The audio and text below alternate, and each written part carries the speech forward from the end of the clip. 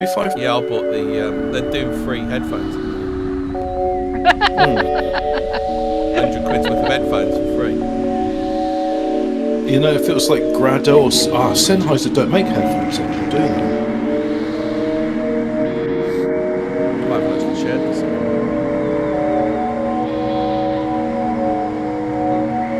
Give us the link and I'll put one in Twitter. Fuck. Thrown one in Twitter. I was drunk.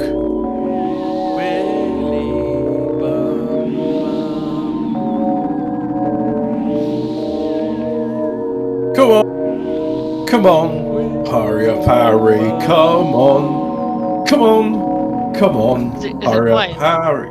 We are going down the pub. No, we can't hear it, no. We are going down the Hobbit's pub. drunk and Hobbit's going to attempt to derail me because I've done it a good few times to him. I'm just reminded of the song "Hurry Up, Harry, Come On." Hurry up, Harry, come on. Come on, come on. We're all done. Well, it's a song like welcome that, to the Fortean words. I know, because Hobbit likes that bit. Woo, spooky. Do you want to start reading a little bit while you're a bit sober? Oh, right. Or would you rather read when you're sobering up? No, let's go into it dry. 6. Lead, silver, diamonds, glass. Oh, we're reading from Book of the Damned by Charles Fort, where the name Fortean comes from, not 14. Yeah. The number. They sound like the Volume 2 Electric Boogaloo. Yeah. They sound like the accursed, but they're not. They're now of the chosen. That is, when they occur in metallic or stony masses that science has recognized as meteorites, we find that resistances to substances not so mixed in or incorporated. Of accursed date, it seems to me that punk is pretty damnable. It's not going into my brain when you talk like that.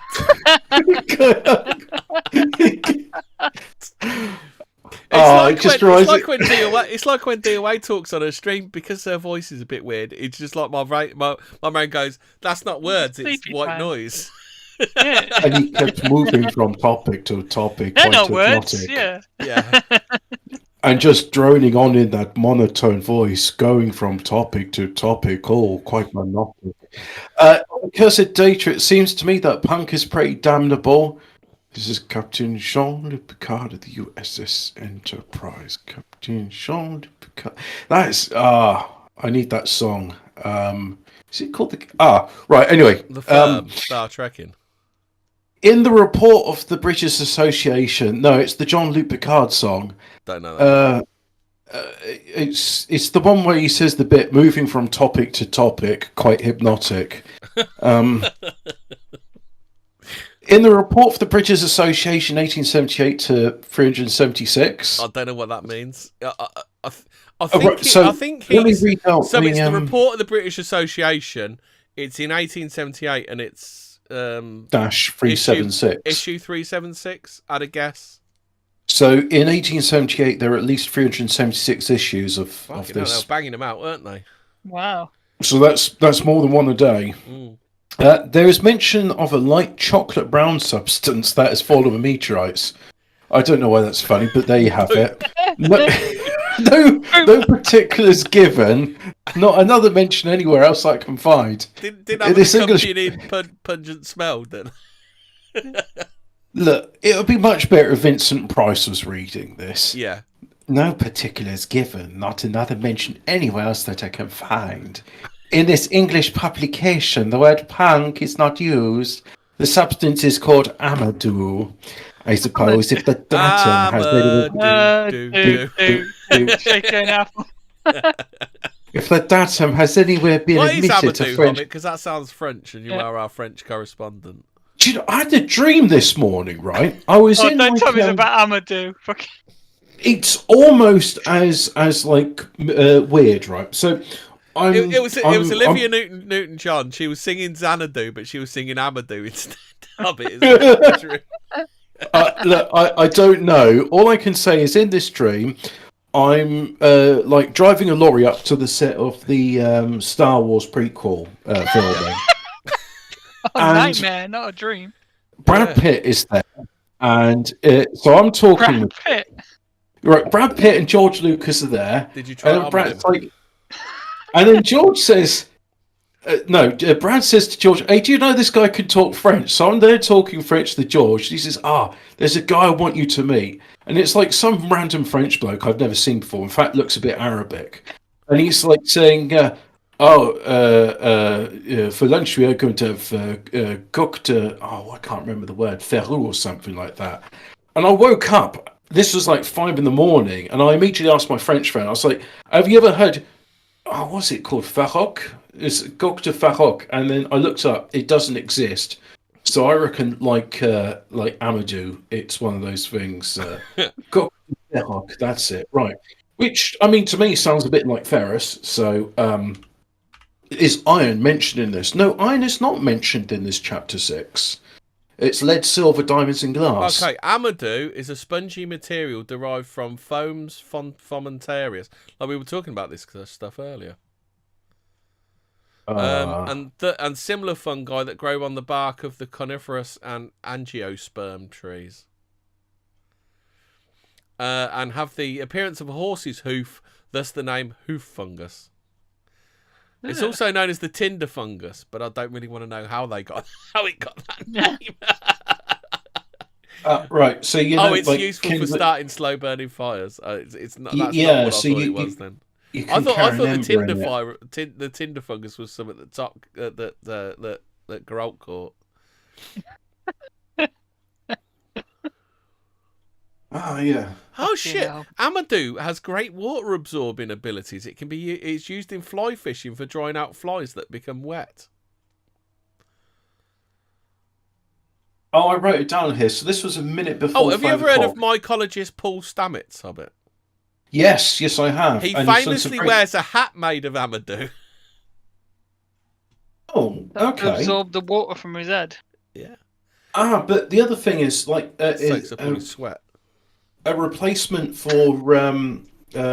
plasterboard, or I suppose they call it sheetrock over there. Yeah. Is using mushroom panels. Oh, I've got to say, we had a comment on the YouTube, and it did. Oh, fucking hell! Shut up, fucking Warski. We had a comment. Laura S commented, I cracked up when all of the things about America you say we're not allowed to hang laundry in the yard. Anyway, thanks for this interesting video. Well, there's homeowners associations that will, like, some people have said I should be allowed to grow vegetables in my front lawn, and like the homeowners association would be like, yeah, look, the front yawn and the back yawn is where you harvest your lucid dreams. So the homeowners association is saying, well, you can grow vegetables or fruit in your front yard, but we're just going to dig them up. Well, you can't have any vegetation that's above 3 inches. So, like, oddly specific. 3 inches. It's basically saying mow your bloody lawn. Yeah. And apparently our equivalent to HOAs are councils, because councils can say, no, because there's like the Dino boxes. Yeah. Do you not remember one about the bloke who bought a Dino box and he wasn't allowed to park his work van on his drive? Yeah, well, I mean, that's our equivalent for the HOA. I mean, there'll be councils saying you can't have a gazebo in your garden. Oh, I'm sorry, whose garden is this? I thought it was mine. I bought this house. I thought this was America. No, we just let you live there as a tenant. Yeah. If you stop paying your council tax, you'll get kicked out. Yeah. Shall we carry on about Amadou? Yeah, let's talk about Amadou. I suppose if the datum has anywhere been admitted to French publications, the word Amadou has been avoided and punk used. Well, do you know what this usage of punk is then? I have no idea. I mean, it mentioned like earlier on in the thing, so I'm sure the audience at home are following along. Punk! It must mean like grotesque, fucking messy shit, right? So they're saying they sound like the accursed, but they're not. They're now the chosen. That is when they occur in metallic stony matter sciences. Okay, inferior bat. Oh, so this is 1896, about the same time. So this would be the usage then. Yeah. Inferior or bad. Also as a noun, something worthless. Earlier, rotten wood used as tinder. So it's probably the rotten wood used as tinder version then. Well, it makes sense for like the modern usage. Oh, of okay punk. then. So, a word in common use in New England as well as other northern states and Canada. This might be his version of it. Perhaps from Delaware, which is punk, literally dust and powder, ashes. But Gaelic spong, tinder, sneeze there, also has been suggested. Compare spunk, which is Touchwood tinder from the 1580s.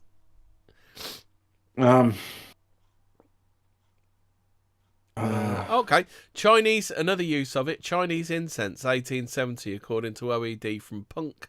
Rotten wood uses tinder, for which see punk adjective. I can't wait for 2022 when they're all looking back and they're like, what did KW mean? What did FR mean? I don't even know what FR means. What is FR? I don't know. We're too old already. We don't. FR means I identify as trans. Please eliminate my testicles. Yeah. Fur. I keep seeing these Zoomers using the word fur. Yeah, fur means left testicle, right testicle. Oh, for real. Interdimensional's got his. Oh, for got real. His finger on the pulse. Hey, shut up, liar. It means they want to be a tranny. Yeah. Stop being transphobe. We're not having that on our Christian server. FR. Shall I carry on with Amadou then? Now we know what punk. Now we know what punk and FR mean. Yeah, we can. This next line, I think, is what they would call problematic on YouTube. Or oneness or of allness, scientific works and social registers. A Goldstein who can't get in as Goldstein gets in as Jackson. I really don't know what that line has anything to do with the rest. What did he mean by this? Charles Fort decided this was important enough to put as as a new paragraph, and then moving on, another new paragraph. So it's a one-sentence paragraph. So next paragraph: the fall of sulfur from the sky has been especially repulsive. Why is that even in there? Look.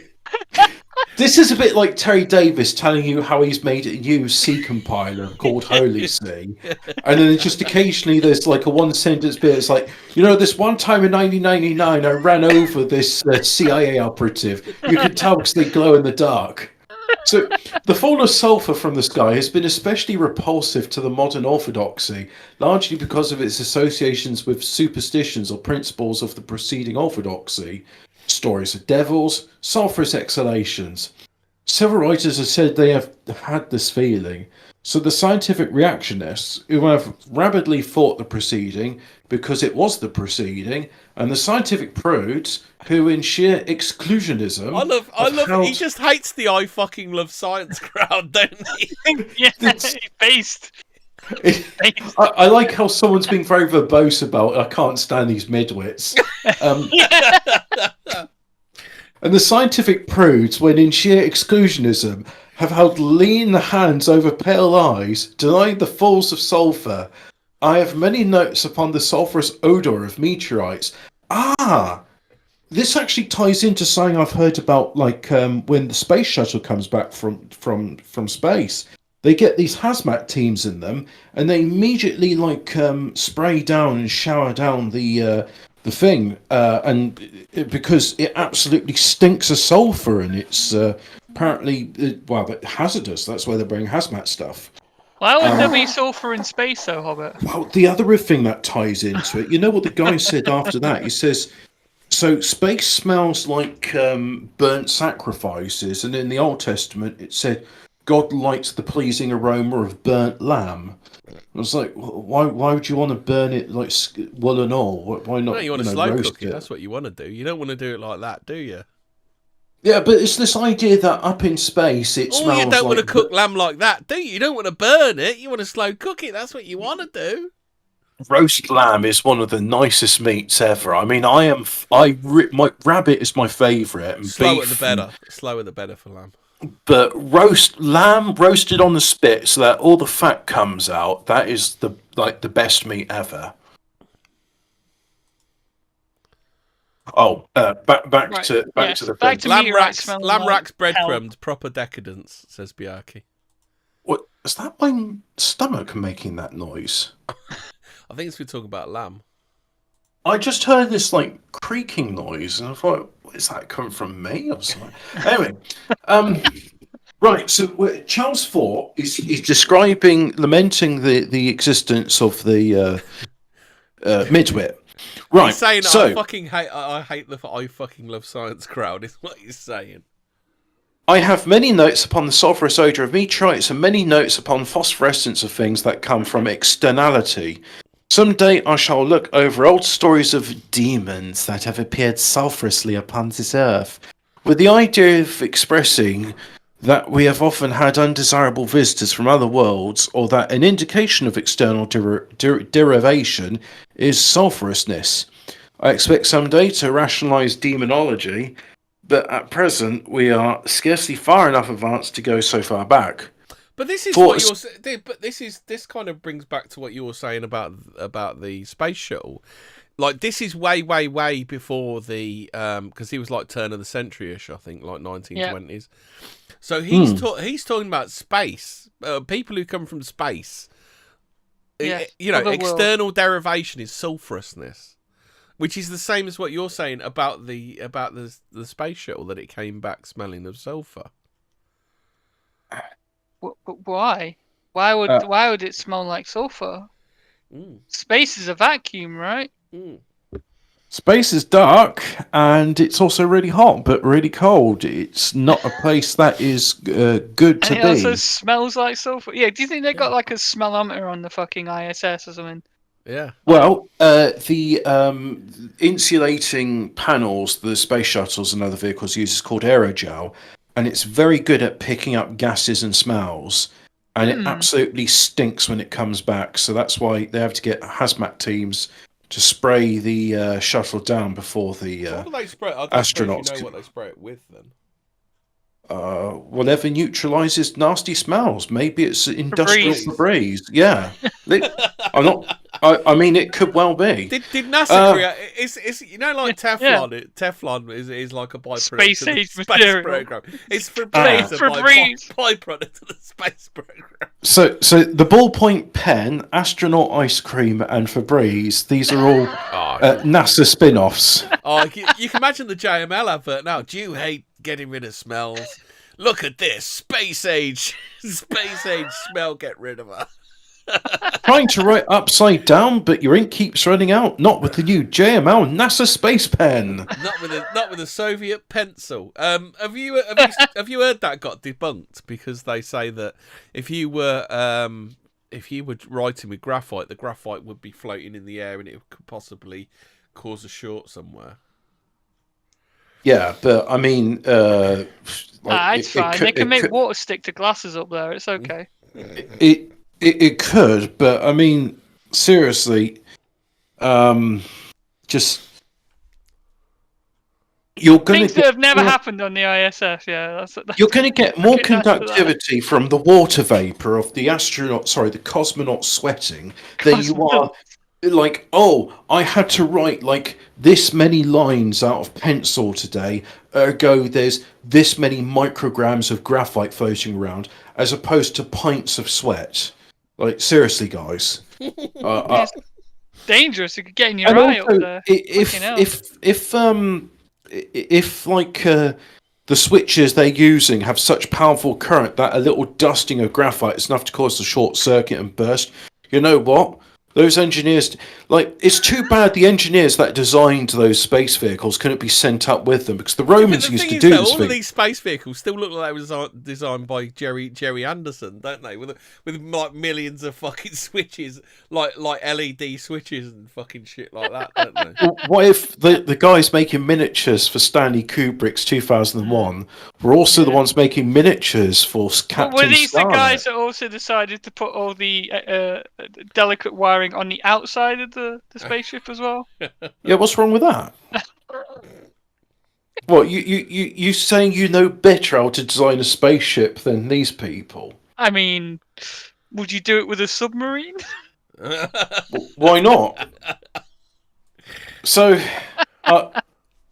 We're on subject to sulphurousnicity. Yeah. I expect someday to rationalise demonology. Oh, yeah, said that bit. Yeah. For a circumstantial account of mass burning sulphur about the size of man's fist that fell at Tusk, Poland, 1868 upon the road, where it was stamped out by a crowd of villagers. See Report British Association, 1874, issue 272. The power of the exclusionists lies in that their stand will combine both modern and archaic systematists. Falls of sandstone and limestone are repulsive to both theologians and scientists. Is this like a massive diss back in the day? Is it? Yeah.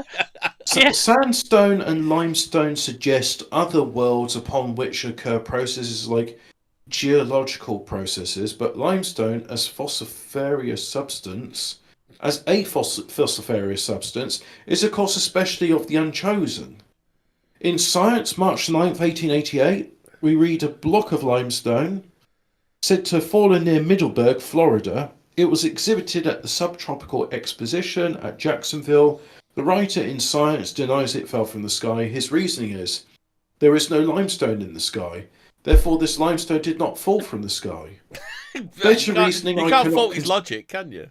Yeah. Well, it's funny enough, Charles Fort agrees with you here. He says, better reasoning I cannot conceive of, because we see that a final major premise, universal, true, would include all things. That then would leave nothing to reason about. So then all the reasoning must be based upon something not universal, or only a phantom intermediate of the two finalities of nothingness and allness, or negativeness and positiveness. I don't know, that's a bit too highfalutin for me, that is. These are some fancy big-ass words you're using. Yeah. I'm going to do one more and then someone else carry on because I want to go scratch my nose. Vol at Palaidur, which is in you need to do this bit because it's French. Vol at Palaidur, l'Aube, France, June 6, 1890, of limestone pebbles, identified with limestone at Château-Landon, or up and down in a whirlwind. But they fell with hail, which in June could not very well be identified with ice from Château-Landon. Coincidence, perhaps? Upon page 70, Science Gossip, 1887, the editor says of a stone that was reported to... Can you imagine reading a magazine called Science Gossip? That'd be fucking ace, wouldn't it? Basically what you need. Yeah. Of a stone that was reported to have fallen at Little Lever, England, that a sample had been sent to him. It was sandstone. Therefore it had not fallen, but had been on the ground in the first place. But upon page 140, Science Gossip 1887, is an account of a large, smooth, water-worn, gritty sandstone pebble that had been found in the wood of a full-grown beech tree. Do you know where Little Lever is? Little Lever's in Bolton. Bolton! Looks to me Little if it Lever's fallen... in Bolton, mate. They found a bit of limestone in Bolton. Can you show me the way to the Sahara? In a tree in Bolton. Looks to me if it fallen red hot and penetrated the tree with high velocity. Oh, I wish Casimir was here to read this bit. Yeah. But I've never heard of anything falling red hot from a bum whirlwind. So, someone else carry on. The wood around this sandstone pebble was black, as if charred. Hobbit, is there anything else that could make it black, though? What makes heat? Sandstone go black? Yeah. Like, no, he's saying the wood around the sandstone pebble was black. Yeah, what the fuck? Learn to read English. Well, that could be mouldy then, couldn't it? Like wood goes black when it's mouldy. Yeah, but it's. I think the clear thing is it's been heated up somehow and it's crashed into the tree. Dr. Farrington, for instance, in his books, does not mention sandstone. However, the British Association, though reluctant, is less exclusive. Report of 1860, page 197. Maybe that's page numbers then. What we were saying earlier, it's the year and the page number. Yeah. Maybe they do one report a year. Yeah. I'll go with that. Substance about the size of a duck eggs fell at Raphoe in Ireland. Raphoe, June the 9th, 1860. Date questioned. It is not definitely said that this substance was sandstone, but that it resembled friable sand. What does friable mean? That's a scientific word, isn't it? Oh, if it's the word I'm thinking of, it's when you got like fibres and they can be fried, as in they come apart. Oh shit! No, isn't it like friable? Because asbestos, it's crumbly. It's crumbly. Because I remember it's in fucking asbestos courses, which I've done about 1 million of. So it means crumbly. So it was crumbly sandstone. Okay. Oh well, okay. Yeah, I was thinking fibres, but it is fibre because obviously asbestos is. Yeah, and the fibres are crumbly fibres. Yeah. I think yeah. But the important bit being is it's crumbly.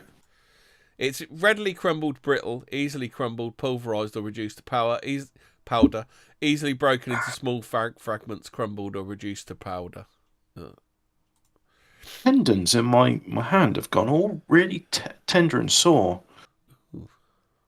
Ugh. I hope they're not friable. Falls of salt have occurred often, where they have been avoided by scientific writers because of the dictum that only water and not substances held in solution can be raised by evaporation. However, falls of salty water have received attention from Dalton and others and have been attributed to whirlwinds from the sea. Do you remember this from before? Like, they just said everything was a whirlwind. Like do you remember there was the sand that fell that we spoke about before? Yeah. Is this the Sahara, wasn't it? Yeah, they just said it was Sahara sand, didn't they? Yeah. This is so reasonably contested, quasi-reasonably, as to places not far from the sea. So, Hobbit theory? Right, so you know how hail forms, or how we're told? It bobs up and down until it's ready to fall. Yeah. Well, nobody except the hail and God knows when it's ready to fall, but when it does, it comes down and you know about it. Yeah. So, that's because raindrops, they're going up and down, like a gooseberry in a lift. You know, what's green and hairy and goes up and down, up and down. The sand gets blown up from the Sahara, and you get the Mistral winds. And in France, like once or twice a year, you've got to sweep sand out of everything. What if the sand bobs up and down, and then the same forces what push water together, which I'm saying is electrostatic forces. What if that pushes the sand together to form sandstone? So I'm saying that the electrostatic forces are enough to fuse it into these lumps, because it doesn't just come down. It's like, oh, that's like a sand ball, mushy sand. It's like, no, it's proper, that is a stone of sand. So I'm saying that the conditions for making hailstones are also the conditions, rarely, that you can make sandstone. Well, you may say that, Hobbit, but the fall of salt that occurred high in the mountains of Switzerland, we could have predicted that datum could be found somewhere. Let anything be explained in local terms of the coast of England, but also it has occurred high in the mountains of Switzerland. Large crystals of salt fell in a hailstorm. August 20th, 1870, in Switzerland. The orthodox explanation is a crime. Whoever made it should have had his fingerprints taken, we are told. he keeps dabbing on the I fucking love science people, doesn't he? These objects of salt. On the bush on his opinion of these guys, though. We are told that these objects of salt came over in quotation marks, came over the Mediterranean from some part of Africa. Yeah, this is Sahara. It is kind of bullshit, though, isn't it? That they think, oh well, it got lifted up from Africa and fucking sent over. Well, that's where all the Fata Morganas occur, in the Sahara. Yeah, exactly. Or the hypnosis of the conventional, provided it be glib. One reads such an assertion, and provided it be suave and brief and conventional, one seldom questions or thinks very strange, then forgets. One has an impression from geography lessons. Mediterranean, not more than 3 inches wide on the map. Switzerland's only a few more inches away. These sizable masses of salt are described in the American Journal of Science 33239 as essentially imperfect cubic crystals of common salt. As to occurrence with hail, that can, in 1 or 10 or 20 instances, be called a coincidence. Another datum, extraordinary year 1883, London Times, December 25th, 1883. Translation from a Turkish newspaper. A substance that fell at Scutari, December the 2nd, 1883, described as an unknown substance in particles or flakes like snow. It was found to be saltish to the taste and to dissolve readily in water. Why are they always trying to boil this shit and fucking eat it? Do you remember that from before? Yeah. Do you remember that from before when people were eating it and all sorts, weren't they? It's like, you know, the thing like when babies just stick things in their mouth to like ascertain what it is. Yeah. Is this just like, you know, right? Well, can we eat it? Yeah. The test. Fuck you know. Can we eat it? Miscellaneous. So this is the miscellaneous section now. Black capillary matter that fell November 16th, 1857 at Charleston. So this is from the American Journal of Science 231459. Fall of small friable vesicular masses. Do you know what a fucking vesicular mass is? Anybody? Right. Vesicular. Is that like a spun, kind of veiny, kind of like capillary kind of thing? Oh yeah. Oh, wait. What's the word again? The definition is brilliant. Of or related to vesicles. Fucking hell! Thanks for that. Cheers. Oh, Yeah. Hang on. Where am I? Turkish newspaper. Vesicular masses. There we go. Vesicular. Vesicle. What the fuck? You have to look at vesicle, Hubbard. Well, I know vesicles are like these bits here. A small like enclosed structure or cavity, especially a membrane-bound structure within a cell, which materials such as enzymes are transported or stored. A sac or cyst, especially one containing fluid. So it'll be that version of it then. Sac or cyst. Yeah, but that's the thing. Like, it's not a useful term because vesicles have different like sizes. Like, yeah, but you got to remember this is like from like the 1920s, isn't it? When people were like, your heart vesicle. Well, you're saying here it's from the size of a pen to the size of a walnut. Yeah. But it doesn't matter if you're more intelligent or not, because a vesicle is not like it's like if I was to say, oh, it's around about apple shaped. Well, it means it's not going to be basketball to marble size. No, but he said it's a vesicular mass from the size of a pea of a walnut. So it's like blistery type things. Okay. Blistery type things about that sort of size fell from should have read ahead before I was getting pedantic and thinking like, well, there's at Lowbell, January the 18th. So that's from the British Association again, 1860 to 85. Objects that fell at Peshawar, India. Peshawar, not Peshawar. Not Peshawari Naan. Not Peshawari Naan is my... Oh, Peshawari Naans are my favourite. My missus likes the Peshawari Naan. I'm more of a Keema Naan fella. Oh God, they're eating it again. Jesus Christ. Yeah, did you during the store? Well, they putting it in the Peshawari Naan? Well, look, it's a substance that look like crystallised niter. I don't know what niter is, and tasted like sugar. Right, so niter is the old term for potassium? Let me think. Is it natrium? Niter. Yeah. Niter is I think it is I like. can Google it a bit. Yeah, I should. You have a fucking encyclopedia at the end of your fingertips. So well, I don't. That's the thing. I know that the search engines aren't good, so I'm trying to use my memory. So it's like white crystalline semi-transparent salt. So it looked potassium like salt, nitrate, tasted like sugar. So like potassium nitrate. Then. So you just hate that when you put sugar on your chips. Terrible. So Old Testament scriptures. Not if you're American. No, I mean they dip their chips into milkshake. Oh, savages. So it's some sort of sodium chloride, I think. So that's salt. That's regular salt. Yeah, but you don't call salt niter. I mean, it's like but you got to remember this is the olden days, isn't it? Where they Yeah, and in the olden days, they referred to it as Fort salt. was a rich man. He had good education. The only person that would refer to salt as niter would be a twat like look, Russell it's the olden Brand. days, okay? They ate everything that fell from the fucking sky. Just give them a break. I've read stuff from the olden days. They refer to salt as salt.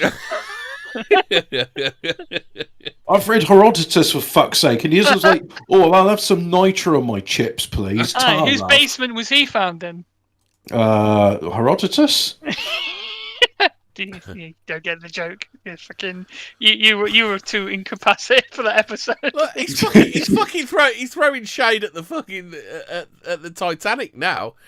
I suppose sometimes deep sea fishes have their nose bumped by cinders. If their regions be subjacent to Cunard or White Star routes, they're especially likely to be bumped. I conceive no injury. They're deep sea fishes. What the fuck? Is he throwing shade at the Titanic? He's shitting on all the future shark scientists. or the slag of Slains. Have you ever heard of the slag of Slains? Who's she? That it was a furnace product. The Reverend James Rust seems to feel bumped. He tried in vain to arouse inquiry. What the fuck? This is like half of this. Is this some like fucking shit that we don't understand? Where he's just like throwing shade This at guy is people? the pure memer of his day, right? This is like 4chan, but for like rich fucking American folk. As to a report from Chicago, April 9th, 1879, that slag had fallen from the sky, Professor E.S. Bastian, American Journal of Science 31878, says that the slag had been on the ground in the first place. Hold on a sec. Oh, it was a furnace slag. A chemical examination of the specimens has shown that they possess none of the characteristics of true meteorites.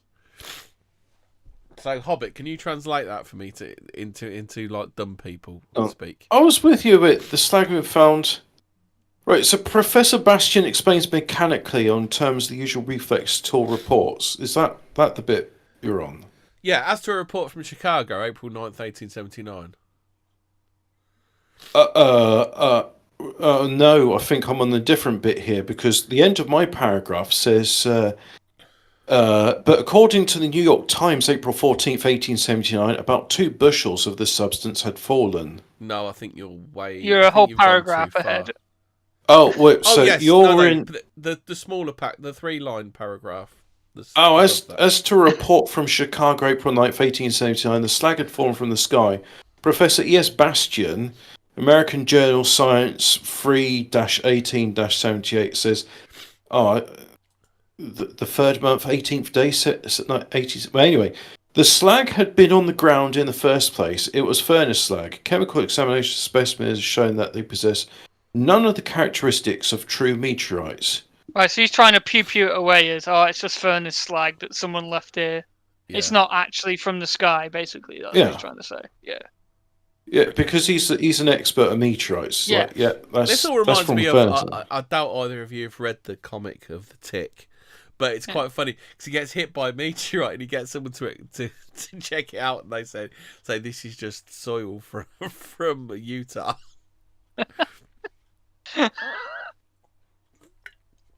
And that's it. That's the bit.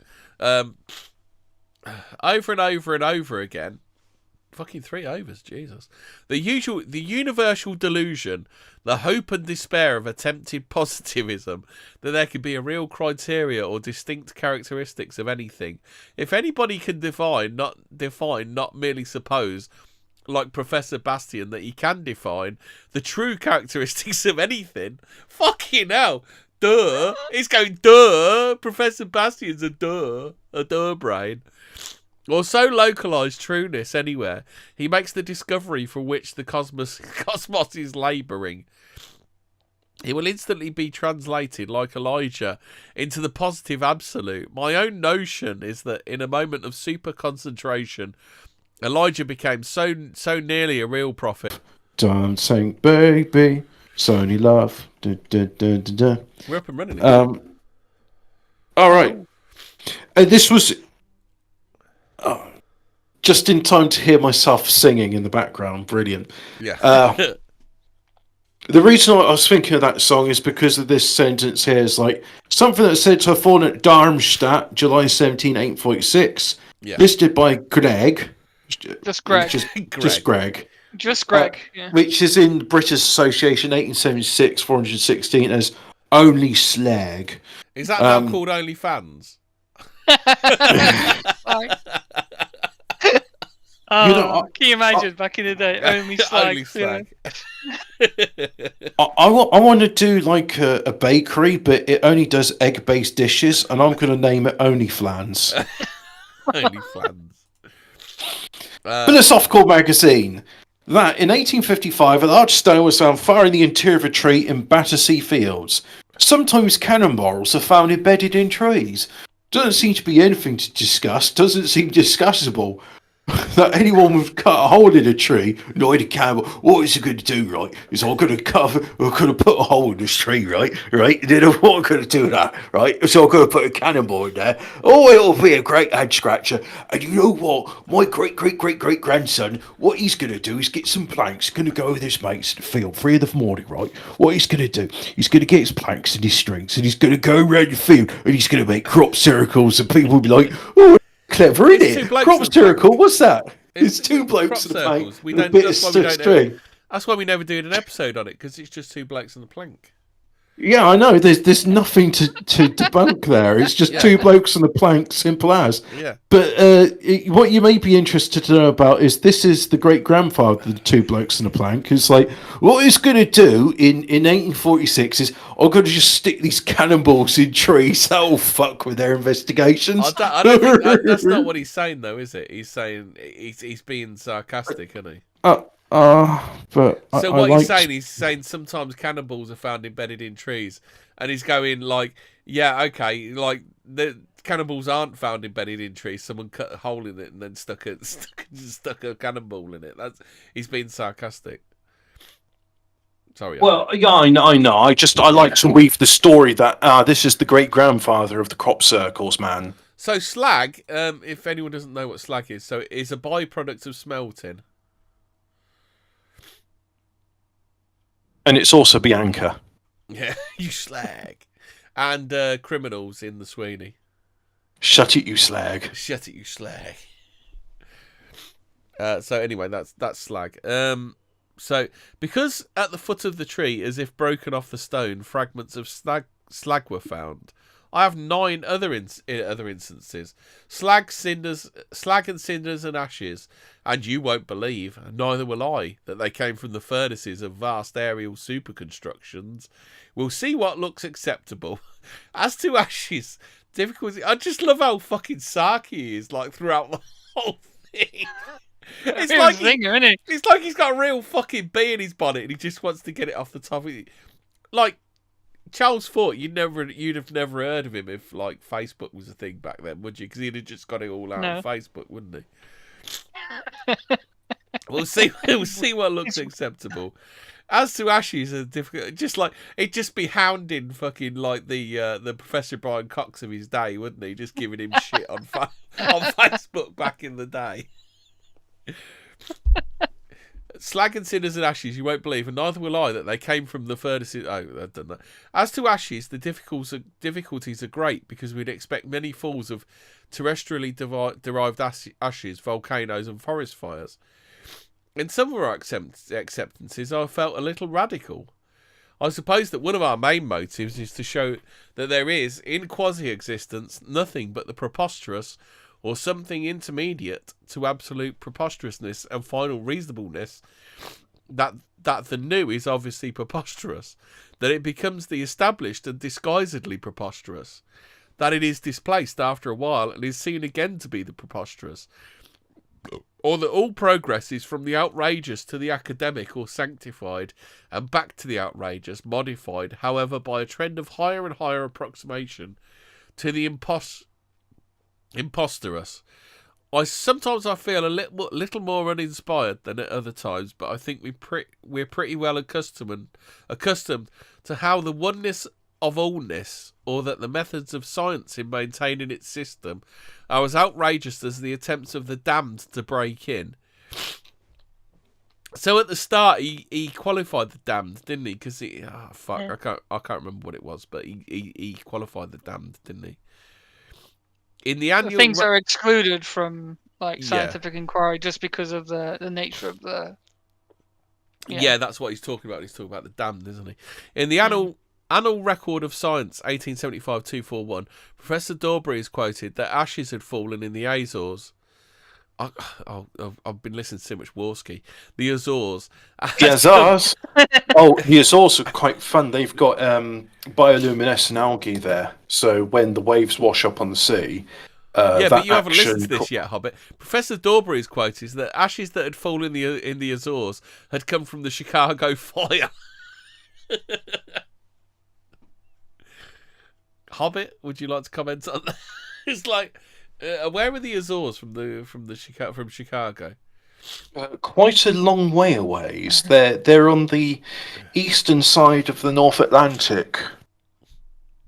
Which side is Chicago? Chicago's the other side, isn't it? Chicago's in the middle of the North Great American. Yeah. So they flew all over everything, didn't touch anywhere else, but just dropped in the Azores. So anyway. You know what you should have for dinner? What? You should have something with lots of ginger and chili in it. Yeah. That'll clear your sinuses. Well, out. I did have the new super hot chipotle super today, hot, and that didn't work. Super hot. Was it super hot? Or was it like a chicken tikka hot? It was like a weird neon orange colour. That's how hot it was. Oh. That doesn't sound. Oh no, that sounds a bit like my hot sauce. I've got some in Kona, and that's sort of bright orange. In before you find out that fucking Subway found that fucking sauce outside the back of the fucking restaurant after it formed from the sky, right? To be fair, I had some wings the other night. Went out for barbecue, and had some wings the other night. Now covered in Frank's hot sauce, which is like a vinegar hot sauce, and that blimey, that's like a weird orangey, like quite orange. Like it looks like an almost like fake orangey colour. I used to really like it. Was called Mr. Naga's Hot Pickle, and it was a chili pickle made from Naga chilies, which a derivative of is the Dorset Naga, which then gave rise to the ghost pepper, which is not to be confused with the Nagas from South Park. Nagas from South Park? Yeah, people who Nagas. No. Nerves, yeah. I'll say Nagas as in like Naga, the snake demon, also a type of chili. Yeah, I think because I use that Frank sauce. Ian, yes, it is a ring stinger. I built up my tolerance, so I was able to eat like concentrated ghost chili sauce, and couldn't do it without hiccuping, but I was able to do it, and then it got through the entire pot of the stuff, and Dave was there at the time, and just growling more. And my friends were like, "Mate, no, you've had more than half the pot. There's literally sweat streaming out of your ears. Your face has gone red. Maybe you've had enough chili." And I was just like, "Yeah, it really hurts." I want it all. I want it all of it. I want it all. I was just growling more. I was basically. I did what Homer Simpson did with the wax, and then there has been like a time I had a vindaloo and I was delirious with pain. It was that spicy, and I closed my eyes. You know what? I never have, but if people, that's the thing, you see, because like some place I have a vindaloo and just gone. That's kind of like I've had stews which are spicier than this, and then. There's like the Vindaloo place in I don't want to give away its name. It's near a military base, and the Vindaloo there is like a proper like I'm gonna pass out now, close my eyes and have a nap. Well, I think you want to go. I think you want to go for a jalfrezi and kind of that. I think that's how you gauge because some jalfrezis can be insane, can't they? But I like Vindaloo, you see, because Vindaloo is creamy. And a lot of like these hot curries, they're kind of dry and they're not very moist. So Vindaloo, I think is really good. Well, And apparently I it's a know regional thing. Like, the more north you go, the more sauce you get in a curry. Is something I've been told. Really? By aficionados of Chinese. Of surely Indian. But surely it's just a case of, well, I mean, maybe they just put more gravy with their meat, but like, Well, these lads I surely used to know, they were from like, what are they fucking like Itchin Way, and they liked their like meat in their Indian to have a lot less sauce on it. So it was like a regional thing. They said like other Indians seem to have more sauce. I can't speak to that. All I can say is it really should depend on the dish. Some dishes, if it's like Ian says was flooded with hobbits' rusty water. Hey, spicy food doesn't give me the shits. It doesn't. It's not that I want to be too scatological, but it's Scatological. Fucking yeah. It's you know. Should we get back to Shell's thought story before we end up with fucking two? It's insoluble fibre versus soluble fibre. There you go. Yeah, Charles Fort and Vindaloo. Cannonballs, Battersea Fields. Or, as we were talking about Vindaloo, or the damned and the saved. There's little to choose between them. And angels are beings that have not obviously lived on, but have not of. And angels are beings that have not obviously barbed tails to them, or never have such bad manners as to stroke an angel below the waistline. Don't quite know what that line means. No idea. I've got no idea. I think that's like 1820s version of "he's a wanker." Maybe. Yeah. I don't know. However, this special outrage was challenged. The editor of the record returns to it in the issue of 1876, considers it in the highest degree improper to say that the ashes of Chicago were landed on the Azores. I bet that's like a fucking major sick burn, isn't it? Like, Yeah. From the 1800s. Don't be improper, sir. Don't call me. Yeah, see, people didn't give into bullshit those days. You know, they fucking imagine if you'd showed them the space, the moon landings back in fucking 1870s. They'd have been like, "Oh, that'd be so improper, sir. That's impossible. Why have you got tinfoil on that fucking thing?" Yeah. So this is Bull Sock Astro de France 2245. Don't know what that is. Account of a white substance like ashes that fell on Hanoï, France. March 27th, 1908. Simply called a curious phenomenon. No attempt to trace a terrestrial source. Flake formations, which may signify passage through a region of pressure, are common, but spherical formations, as if of things that have rolled and rolled along planar regions somewhere, are commoner. Nature, January the 10th, 1884, quotes a Kimberley newspaper. Kimberley. So this must be Kimberley in South Africa, maybe? That towards the close of November 1883, a thick shower of ashy matter fell at Queenstown, South Africa. The matter was in marble-sized balls, which were soft and pulpy, which upon drying crumbled at the touch. The shower was confined to one narrow streak of land. It would be only extraordinarily preposterous to attribute this substance to Krakatoa. Where's Krakatoa again? I can't remember. South Africa, right? Krakatoa, yeah, South Africa. Is it?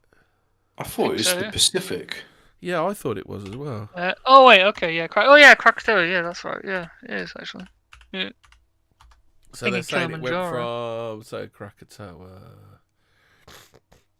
So it's Java, yeah, it says, Indonesia. Yeah. Indonesia. He's doing another sick burn, isn't he? Yeah, he's saying that Yeah, so it's he's preposterous saying, to think that you're talking shit, pal. Came all the way fucking. But with the fall, loud noises were heard. But I'll admit many notes upon ashes. If ashes should sift down upon sea fishes, that is not to say that they came from steamships. Oh, fucking hell. Data and falls of cinders have been especially damned by Mr. Simmons. So by damned he means omitted, doesn't he? Yeah, I remember from the start. Mr. Simmons, the meteorologist, some of whose investigations we'll investigate later, nevertheless, notice of a fall in Victoria, Australia, April 14th, 1875. So that's a report from the British Association again, 1875-242. At least we are told in the reluctant way that someone thought he saw matter fall near him at night, and the next day found something that looked like cinders. In the proc of the London Royal Society. The proc. I don't know what the proc is. There is an account of cinders that fell on the deck of a lightship, January the 19th, 1873. In the American Journal of Science, 224-449, there is a notice that the editor received a specimen of cinders said to have fallen in showery weather upon a farm near Ottawa. Is that Ottawa, Illinois? Yeah. Yeah. January. Ottawa's Canada, isn't it? It says no, there may be another Ottawa. It says ill, so I've got to assume that's Illinois. January the 17th, 1857. But after all, ambiguous things they are, cinders or ashes or slag or clinkers. The high priest, how that name's changed usage, words change usage, clinkers. And the high priest of the accursed that must speak aloud for us is coal that has fallen from the sky, or coke. Or coke. Or coke. The person who thought he saw something like cinders also thought he saw something like coke, we are told. Hobbit, what's the difference between cinders and coke? Right, so cinders are the bits of ash left after your fire. And coke is like you get coal, you cook it, and you end up with this light substance similar to charcoal called coke. Okay. That fell during a thunderstorm in the how do you pronounce that, Hobbit? The Orne, France. Fuck. O-R-N-E. O-R-N-E. Orne. The Orne, France, April 24th, 1887. Or charcoal. Dr. Angus Smith in the lit and I wish he wouldn't fucking shorten all this shit all the time. In the literary and philosophical something of Manchester ink Memoirs. was expensive back then. You had to shorten words. The lit and Phil sock of Manchester Memoirs, that's what it is. 29146 says that about 1827, like a great deal in Lyell's Principles and Darwin's Origin, this account is from hearsay. Something fell from the sky near Allport, England. It fell luminously with a loud report. So luminously means there was some light going with it then, isn't there? Or it was glowing itself? Right, yeah, luminosity, yeah. With a loud report and scattered in a field, a fragment that was seen by Dr. Smith is described by him as having the appearance of a piece of common wood charcoal. Nevertheless, the reassured feeling of the faithful upon reading this is burdened with data of differences. The substance was so uncommonly heavy that it seemed as if it had iron in it, and also there was a sprinkling of sulphur. This material is said by Professor Baden-Powell. I didn't know he was a professor. Or was that a different Baden-Powell? No, it's the same Baden-Powell. Yeah, the no-leg guy. To be totally unlike that of any other meteorite. Greg in his fucking Greg again. Greg in his catalogue. It must be something Greg, mustn't it? Greg must be his surname. No, it's only Greg. Yes, just Greg. So good they named him once, like Madonna. Calls it a more than doubtful substance, but again, against reassurance that is not doubt of authenticity. Greg says that it is like compact charcoal with principles of sulphur and iron pyrites embedded. How's this for a theory then, guys? So you've got you know how so this is going back to the unified theory of the paranormal. So you know how fairies became demons, or demons became fairies, whichever way around it is, which then become at some point aliens, ghosts, all that kind of stuff. Right. So what if spaceships were the same? So at this time, people were flying air balloons, trains, whatever. So everything was running on coal. So what if, like, that theory then feeds into coal dropping from the sky because they think spaceships run on coal because it's powered in a way that makes sense to whoever sees it. So here's an idea, right? Sea coal. Like there's people living on the coast. They'll scoop up sea coal and they'll burn it in their fires. So where's that coal coming from? And I've it never goes heard to follow. So what's sea coal? I've never heard of sea coal. So on some coasts, coal washes up onto the beach, and you can just break it up, take it home with you, and burn it like normal coal. Yeah. So it goes to follow, like, if things like salt water and coal are falling from the sky, is it not coming from the sea? Could be. It's just I'm dropping in a theory that maybe the unified theory of the paranormal doesn't push you any further than your kind of basic understanding of how things work. Well, the nice thing about doing this show is I've now got like a foundation for like saying, well, this thing is related to this thing. Yeah. So do you buy into the unified theory that it's all the same thing but presenting in different ways? I buy into Lidl's Woodgate cider. It comes in a plastic bottle, so you know it's good value for money. It's quality. Only quality comes in a plastic bottle, doesn't it? I tell you what, if I would serve it up to Phil in a glass, and he'd be like, this is right middle class, it is. I'd be like, well, it's from Aldi, and it's 2 litres for £2. So take that, you snob. So I'm pretty sure this is a different Baden-Powell. I don't think it's the same. He wasn't a professor, was he? Wow, let's have a look at who Baden-Powell was, and was he a professor? So, Professor Douglas Baden-Powell, wasn't it? Douglas Baden-Powell. Legolas. Yeah. I have to write it. I also spells it. Legolas, weren't it? That's what I was gonna. Hey. So the first thing that comes up is BBC News Round. Lord Robert Baden-Powell. Who was he? If you've ever been to Cub Scouts, Douglas Baden-Powell, wasn't it? He was the founder of the Scouting movement, significant for the UK in the first half of the 20th century. But who was he? Blah. I'm thinking of Douglas Bader. He was was it Douglas Bader? Right. Born in 1857, Robert Stevenson Smythe Baden-Powell was born in London. Was one of 10 children. So what Baden-Powell have we got here? Baden-Powell, Professor. Professor Baden-Powell. Oh, so it's the one and the same. Is it? Yeah. Sounds like it. Oh yeah, I was thinking of Douglas Bader. I was getting my B's mixed up. I was thinking Douglas Bader was the aircraft guy who lost his legs, weren't he? I was about to say, like, the founder of the Scout movement, had legs. I'm pretty sure. Like, I was getting my Douglas Bader and my Baden-Powell mixed. I mean, that'd be a real fucking kick in the balls, like trying to get your fucking, Did you know, orientation badge? Baden-Powell was fucking based. Hitler put a kill order Baden-Powell is criticised by campaigns who have accused him of being racist, expressing hatred towards gay people, and having sympathy for Adolf Hitler and the Nazis. Yeah, but he didn't. Hitler thought he was a spy and put a fucking kill order out on him, didn't he?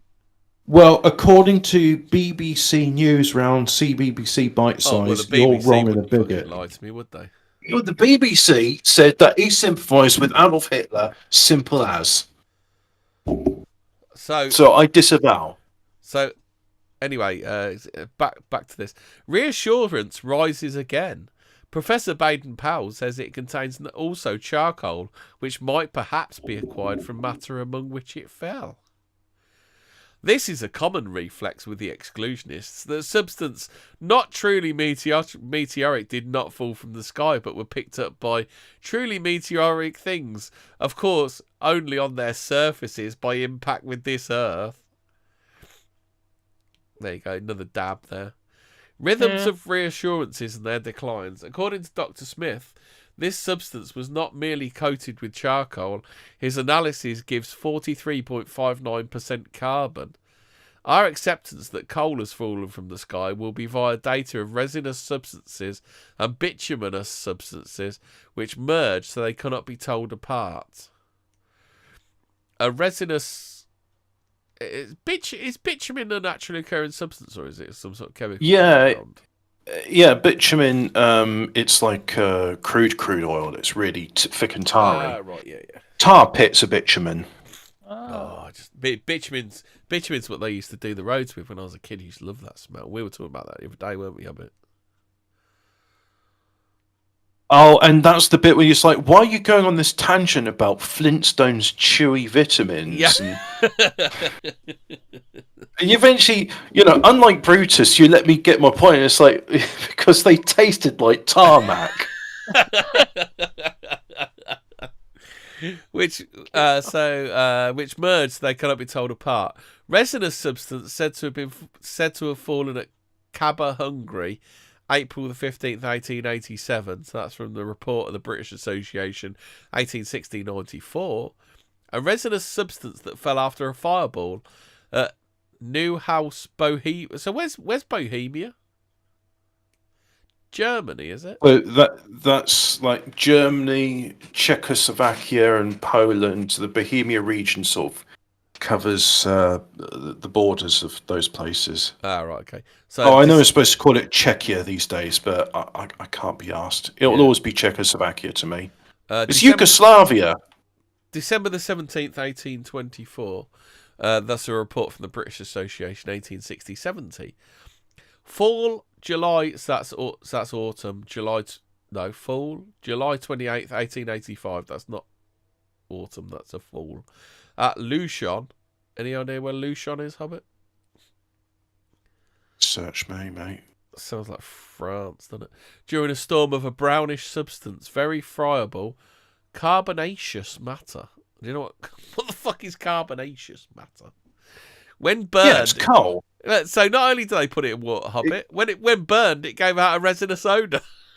Well, right. So in other words, it's charcoal from pine trees, and then when you burn this sappy charcoal, it smells like pine. So this carboniferous material just means what? So it's material containing carbon. Yeah. I mean, I could hold up a potato and say, "Oh, yes, this is carboniferous material." Carbonaceous.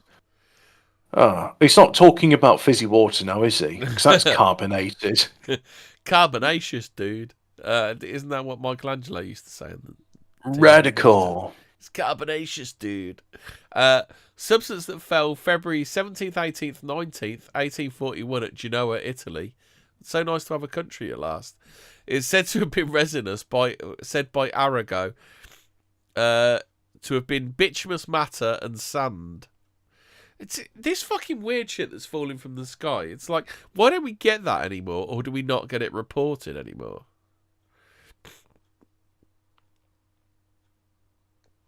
Have I just blown everybody's mind with that comment? Yeah. Not just that, but Alphabet Cat has found a Data and Picard song, and he's wrong. It's not what I was thinking of. So I need to find him the right one now. I found it. And it's only 16 years old. Used in making... old. So what's used in making tarmac? Bitumen, I think. Bitumen, gravel, browned up glass, missing children. Fall during a thunderstorm, July 1681 near Cape Cod, upon the deck of an English vessel, the Albemarle, of burning bituminous matter, Eden Newfilger. I don't know what that is. It's 2686. A fall at Christiania, Norway, June 13th, 1822, of bituminous matter, listed by Gregg as doubtful. Fall of bituminous matter. In Germany, March 8th, 1798, by Gregg Lockyer. Oh, Gregg's back. The meteoric hypothesis, page 24, says the substance that fell at the Cape of Good Hope in October 13th, 1838. Hey, whilst you're on about Gregg, so you know how you really like Noel Fielding and his creative efforts? You mean the man with Jimmy Savile Karma? So, have you ever seen the character Ard Gregg? He likes his Baileys.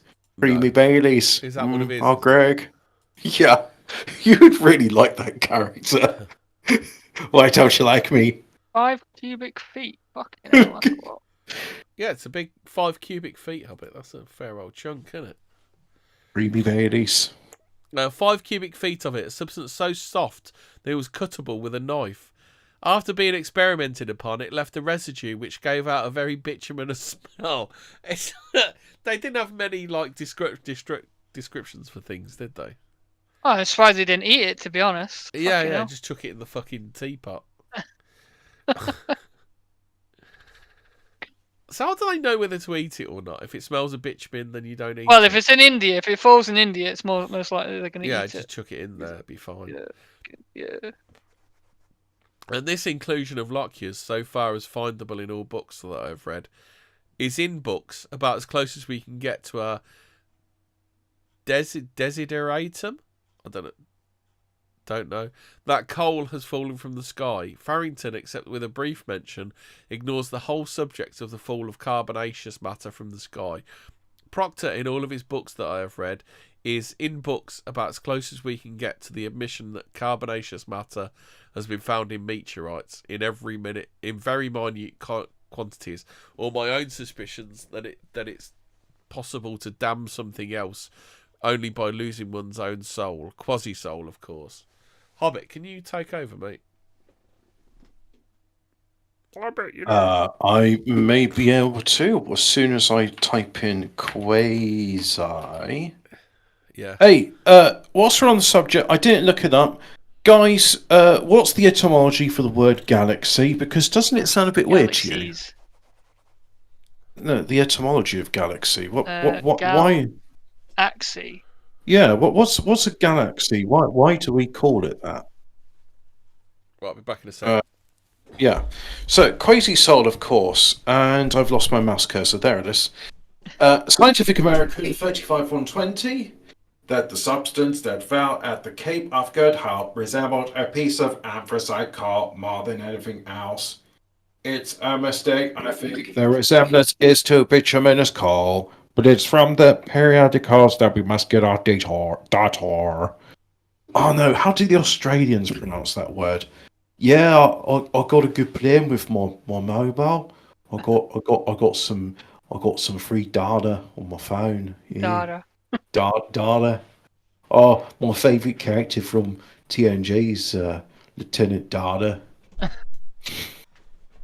Where are we? Oh yeah, Data. To the writers of books upon meteorites, it would be as wicked, by which we mean departure from the characters of an established species, quasi-established, of course, to say that coal has fallen from the sky, as would be to something in a barnyard. A temptation that did climb a tree and catch a bird. Domestic things in a barnyard, and how wild things from forests outside seem to them.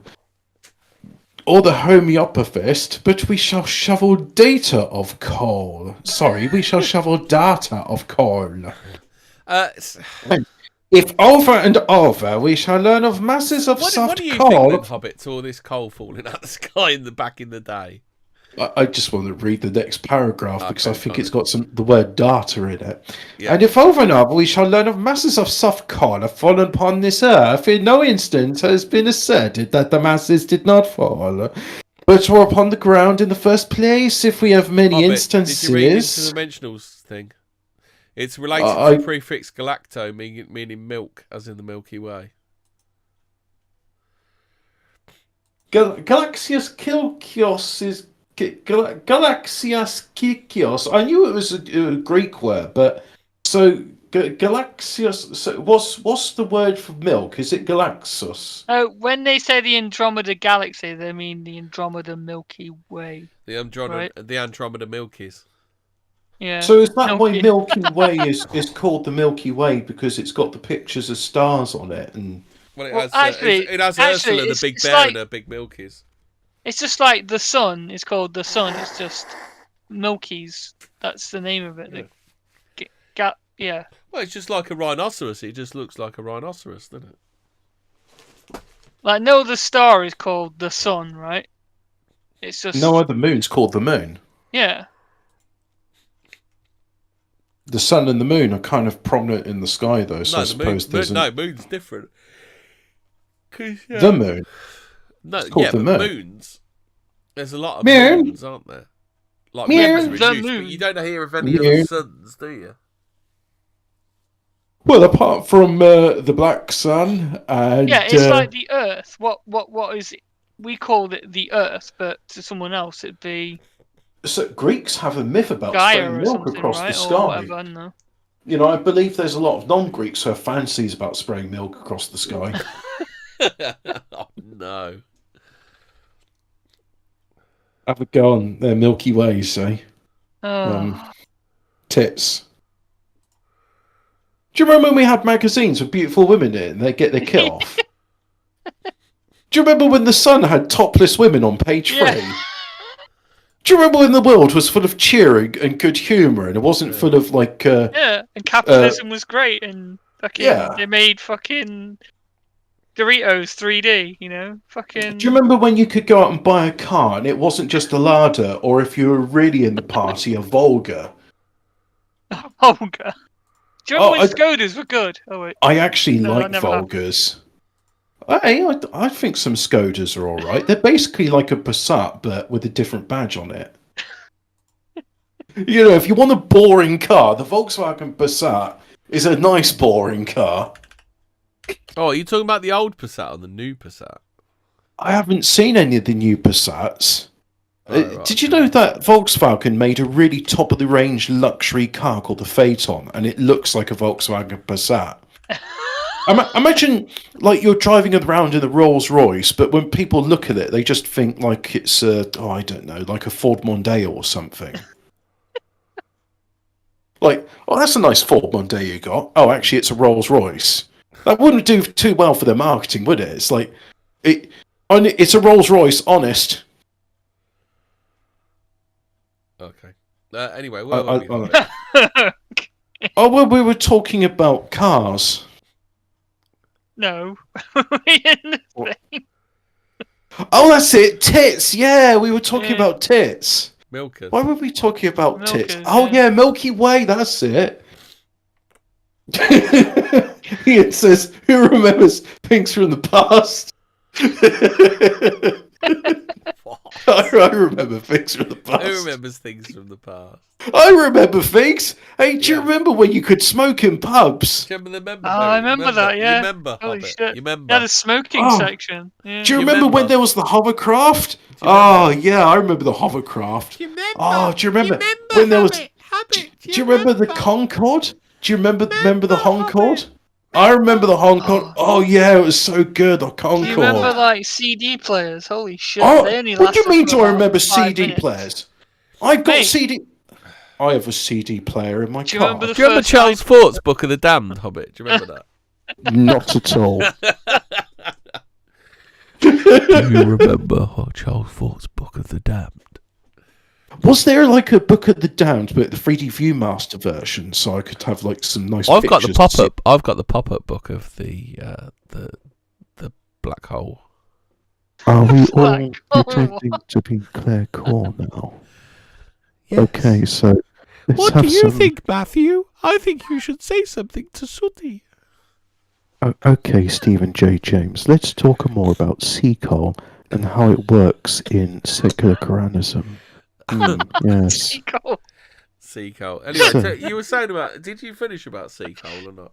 Yeah, we did. The last bit of it was homeopathy. No, actually, I got halfway through this long paragraph before somebody told me about galaxies meaning milky tits and thinking about like page 3. Sure that's not quite what they said. But No, but it was in the chat. Someone told me what the galaxy Hobbit, meant. what is your theory? Where is this fucking coal coming from? It's from the There's sea. fucking tons of it falling down out of the fucking sky. Like, where's it coming from? It's getting spat out of the sea into the sky. Simple as. Are you telling us that mines are some sort of money laundering front and then coal actually comes from the sky? Well, there's certainly some coal that comes from the sea and a lesser extent from the sky. And Alphabet Cat's right. John Barry's music to the Black Hole is great. Really good. What if stars aren't stars, but like mini coal power plants, and they just excrete coal? Is that why the space smells all sulphurous? Because they're burning coal. Made of stars. Yeah. It's not like hydrogen being turned into helium. So it's actually coal fusion. that's being burnt. It's coal. Yeah, it's been coal, but it's been burnt in the sun. Right, but also yes, and that's why the stars aren't very bright, because those fires are far away. But our sun, I don't think it's a coal fire. Did you know Mrs. Hemi wanted a fur coat for her birthday, so I got her a donkey jacket. Get yourself a fur coat. You've pulled all fur coat, no knickers. She said, "Can I have something with diamonds in it?" So I got her a pack of cards. When she said, "Could I have some flowers?" Did you give her 2 bags of flour? I said, "Your cheeks are like petals, bicycle petals." I does not follow. Alphabet your cat. Your cheeks are like peaches, football peaches.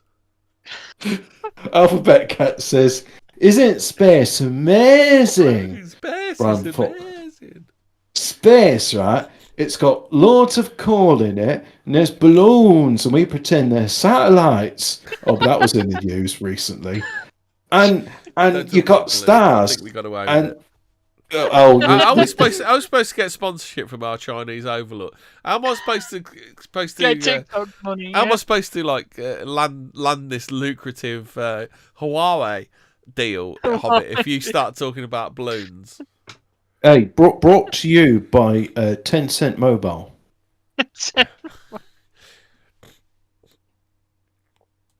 I don't think 10-cent do mobiles. 10 do they? I don't know what they do. 10-cent Mobile. I know what they don't do anymore, and that's Blizzard. But yeah. Who was Shunter and Tapas?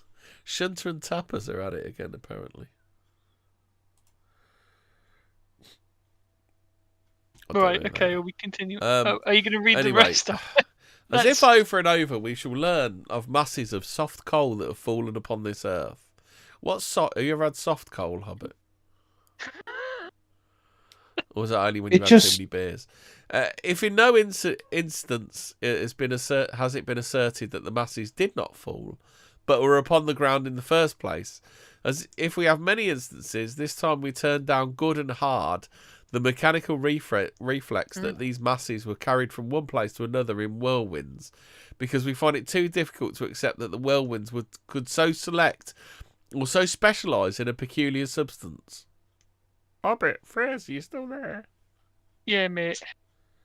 Yes, mate. What's going on? I'm scratching my nose and it's really itchy. Can you hear us? Can you hear me now, Emmy? No, I can. Can you hear me? I can hear you now. Are we live? My headphone popped out a little bit. Live. My headphone we're live? My headphone live popped check. out a little bit. I can hear you now. So anyway, these masses were carried from one place to another in whirlwinds because we find it too difficult to accept that whirlwinds could say. This is the thing. It's like, oh yeah, it was a Fata Morgana whirlwind that dropped all these bits of coal in one place. But so how do the fucking whirlwinds go? I'll have you, not you. I'll have you, not you. But like they throw down one type of thing. How do they work?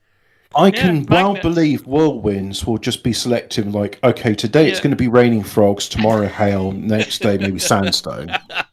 It's in the same way, like, how is it when I've got cables in my drawers, they tie themselves up into knots? You're telling me there's not, like, some little gnome that goes in there and just, like, dee-dee-dee-dee, why a gnome is we? You tie them up into knots, so now they're all tangled, tee-hee-hee. Because that's what, it's the wire gnomes. Yeah. The whirlwind gnomes, yeah. The whirlwind gnomes. So what actually, do you think they sing "Rock You Like a Hurricane" as they're doing their job? Yeah. It's like that thing when the atheists sort of fantasize about, oh, well, a whirlwind will just go through a scrapyard and it will build itself a 747. It's like, actually, yeah, a whirlwind will if it wants to build a 747. It will just, like, all the pits will blow together. Are we saying if we had an infinite number of worlds with an infinite number of whirlwinds, one of them will put together a 747? Yeah, if it wants to. I'm telling you now, if a whirlwind wants to assemble a Rolex watch, it will. So this is the next. What time is it? Hailstone time. Yeah. What are you gonna do when an army of whirlwinds throw hailstones at you, brother? Among writers of books, the only one I know of who makes more than a brief mention is Sir Robert Ball. He represents a still more antique orthodoxy. Oh, fucking hell, he don't like Sir Robert Ball, does he? He's going to get some now. Oh, he's antique, mate. He's fucking old school, isn't he? He doesn't like that. He just called him a boomer. He's a boomer. Look at this boomer. Look at this boomer, Sir Robert Ball. Or is an exclusionist of the old type, still holding out against even meteorites. I mean, this bloke's such a boomer, he don't even believe in meteorites. He cites several falls of carbonaceous matter, but with disregards that make for reasonableness that earthly matter may have been caught up by whirlwinds and flung down somewhere else. If he had given a full list, he would be called upon to explain that the special affinity of whirlwinds for a special kind of coal. He does not give a full list. We shall have all that's findable, and we shall see that against this disease we're writing, fucking hell, the homeopathist's prescription availeth not. Another exclusionist was Professor Lawrence Smith. His psychotropism, fucking, that's like big shade, that is in its psychotropism, was to respond to all reports of carbonaceous matter falling from the sky by saying that this damned matter had been deposited upon things of the chosen by impact with the earth. Most of our data antedate him, or were contemporaneous with him, or were accessible to him as to us. In his attempt in positivism, it is simply and beautifully... Easy for you to say, Charles Fort. It fucking is. Beautifully disregarded that according to Berzelius, and Close... Burzum, yeah, that's a good band. You've heard any of these people? WWE Berzelius. Burzum, yeah. Berzelius. I'm Berzelius. Here Coal fire raining from sky. And others, these masses... Seagulls washing up on the shores of hell. Berzelius, Close and Waller. That sounds like a lineup for Monsters of Rock, doesn't it? Bert and Ernie. Others, these masses are not merely coated with carbonaceous matter, but are carbonaceous throughout, or are permeated throughout. How can anyone so resolutely and dogmatically and beautifully and blindly hold out would puzzle us not, if not for our acceptance, that only to think that is to exclude and include, and exclude some things that have as much right to come in as have the fucking hell. This reads like stereo instructions, doesn't it? As have included that to have an opinion upon any subject is to be a Lawrence Smith. Because there is no definite subject. Fucking Lawrence. Do you know why things were built to last in the old days? It's because fucking like IKEA was so hard to understand to put it together. Fucking, of course they made it last fucking forever. They didn't have to make another fucking one. Maybe they built things that lasted because they were forward-thinking people who saw a future for themselves, not just like, make it last 20 years and then some other firm can bid for the lowest contract. Yeah. So what do we think? The instructions was just too hard, mate. So he's obviously throwing a bit of shade here. So this he's is throwing like, a bit do you of guys seagull. have any opinion as to what this shit is that's falling from the sky in the 1800s? Sea coal. He's not throwing shade. He's throwing sea coal. Throwing sea coal at people. Yeah. I reckon it's. I mean, again, like I say, it's around that time, isn't it? That's the time when time got spoopy. It definitely feels like it's connected to, shall we say, weather events and certain things. You know, aftermath of a certain event. Shall we say in the 1812 maybe? So you're talking about the laser beams, when fucking stones started melting lasers. everywhere. Yeah, stuff like that. Yeah. It might be a Jewish byproduct. space Though. lasers is an inter-Semitic canard. Either that, or space is literally like sulfur. I mean, it's not. What if, Fraser, the Jewish space lasers weren't beaming down but beaming up, and they were knocking off chunks of firmament? Well, that's another, postulation. It could be part of the firmament, yeah. Yeah. But what? Could be. But what the fuck was happening in the 1800s, where the firmament was getting battered to fuck? Hobbit thoughts?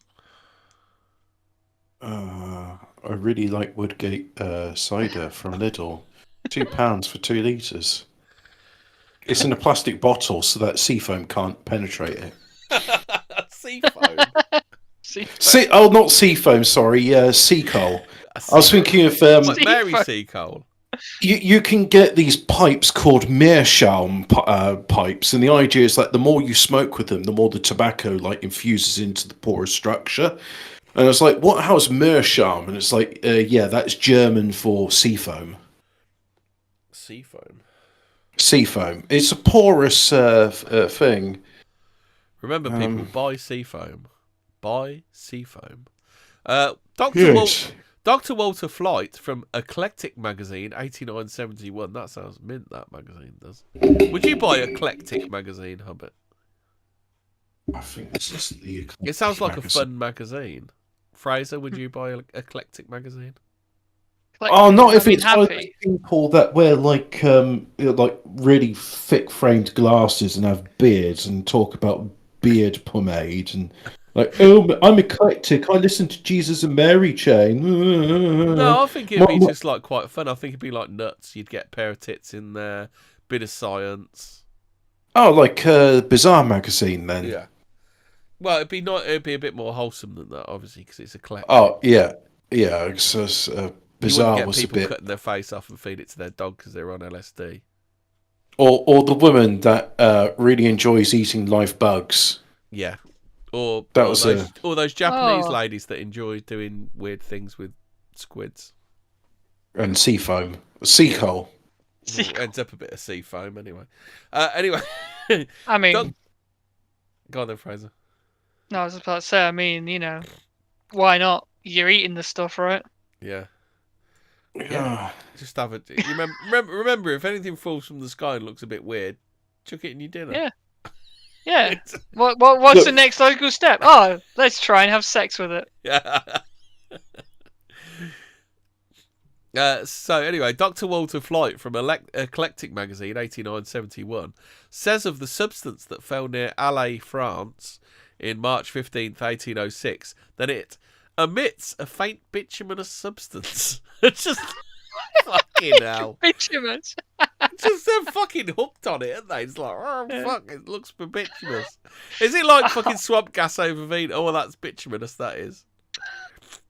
Do you think none of these people knew basically what bituminous meant? that smells like fucking ass? Basically, they just replace that.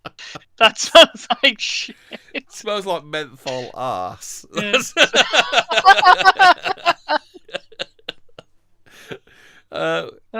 So anyway, it emits a faint bituminous substance when heated. I mean, they don't know what the fuck the gas is coming off of this thing, and they just go, "Oh fuck it, let's get a flame on it.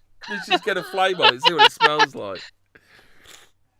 Oh dear, wouldn't you love to been just like on the leading edge of science back in the? Oh, what are we gonna do? Yeah, we'll burn it'd be great.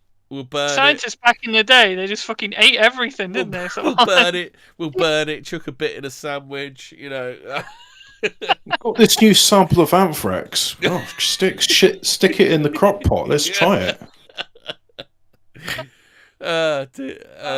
When heated, it emits a. Now faint you know why life expectancy was like 25 years of age. Yeah, because they were just eating shit that fell out of the sky. It's just at least NASA fed it to cockroaches first. Emits a faint bituminous substance when heated, according to the observations of Berglius and a commission appointed by the French Academy. This time, we have not the reluctances expressed in such words as like and resembling. We are told that this substance is an earthly kind of coal.